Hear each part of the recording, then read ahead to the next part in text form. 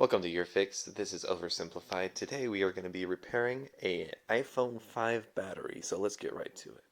On the bottom we have two penelope screws. So what we're going to go ahead and do is get those off.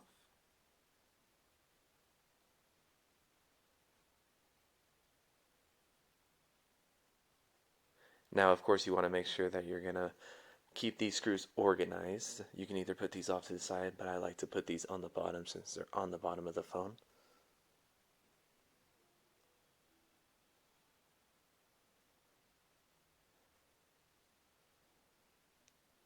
Now what we're going to do is get our screen pry. I like this very thin screen pry. It makes things easy. And we're going to work our way around and try to get this screen to come up. We have had this screen up beforehand, so it may show a little bit easier on our side to actually get this up.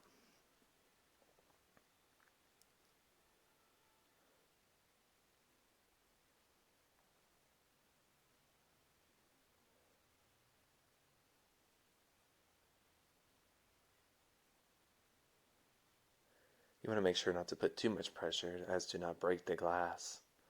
But once we can get our pick in there, we're going to go ahead and work it around.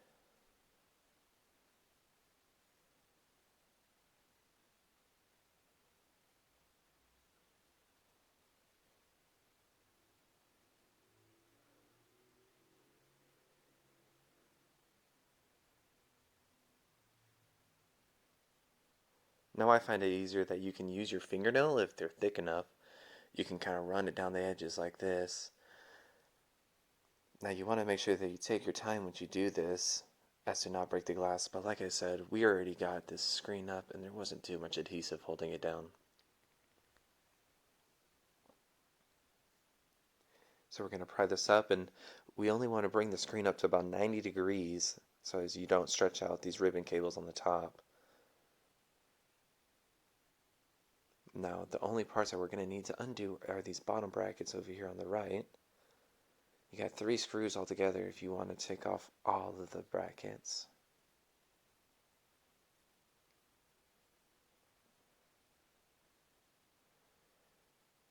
Now we just got a 1.0 Phillips screw, and we'll go ahead and take off these 3 screws and we'll put them all in order so as if though someone was to walk in, they would know exactly where these screws went.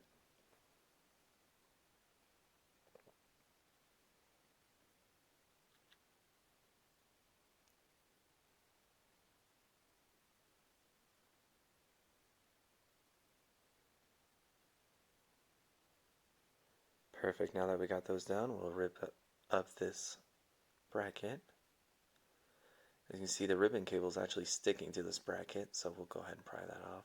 There we go.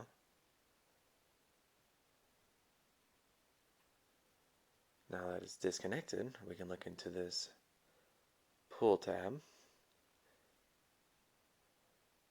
which subsequently breaks as the phone's pretty old.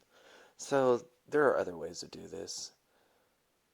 What we're going to go ahead and do now is we'll go ahead and get our spudger, and I would like to take it from the motherboard side, but what we're going to do is go from the frame side, and to not damage the board, I'll go ahead and put my thumb beside the spudger to support the frame, and I'm just going to pry up on that battery, and it's just as easy doing it this way.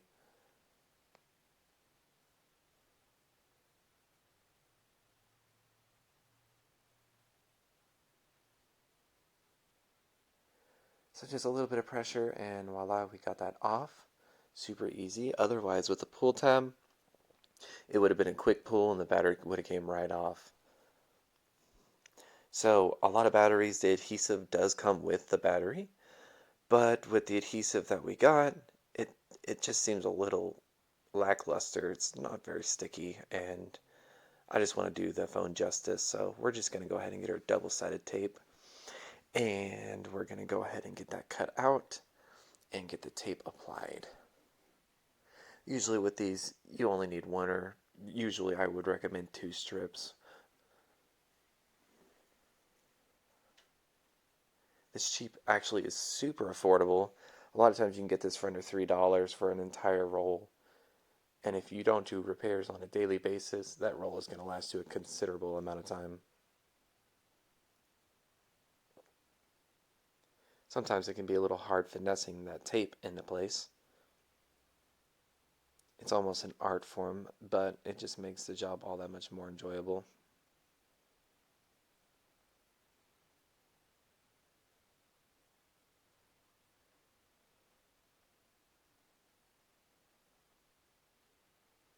Now, of course, once you're cutting this tape, if you do decide to use your own tape, make sure that you go ahead and cut away from your hand. Stay safe out there.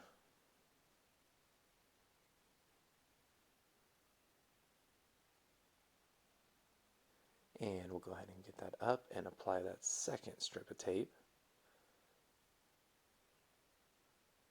Perfect, and we'll get that set down.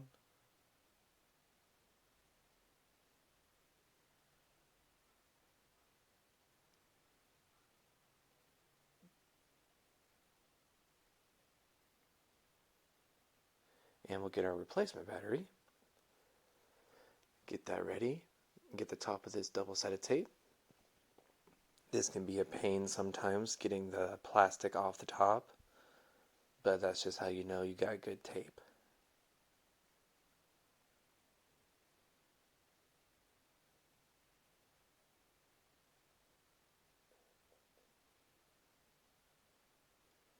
Alright, so we got our first strip, and now we will work on our second.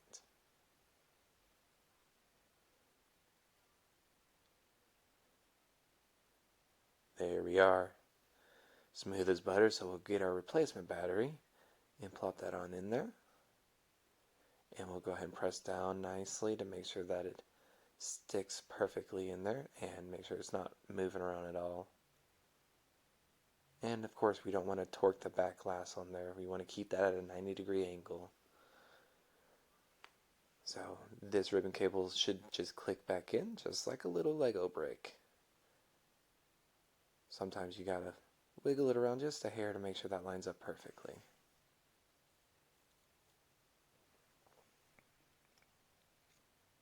Now what we'll go ahead and do is we'll get our bracket. Now that we got that in place and clipped in, we'll get our bracket lined up with the screw holes.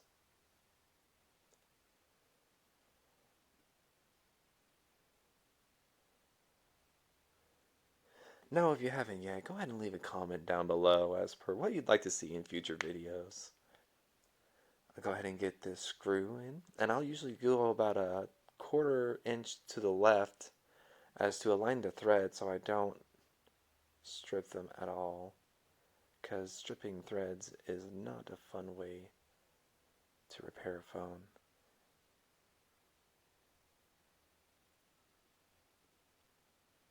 We'll get that tightened in. And if you haven't yet, go on down and hit that subscribe button.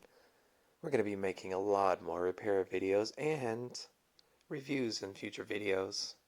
It should be amazing as we're starting this next chapter in your fix.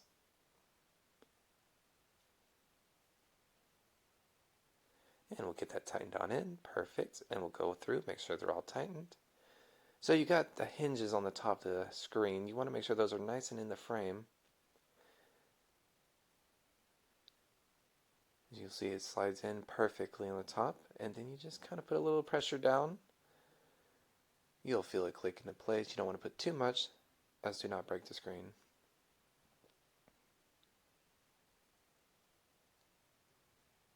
Now we'll go ahead and switch back to our penelope head and throw those on in there.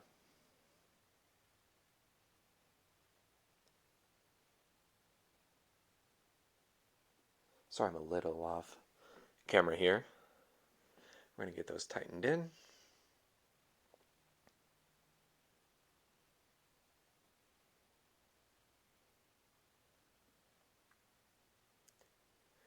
And as far as future use for this, go ahead and test it out, plug it in, make sure that it's going to retain your battery and it charges properly. You can do that before you put the screen in, whatever your preference is. Otherwise, we hope that you definitely enjoyed our opening video, and we are going to be making many more in a few weeks to come.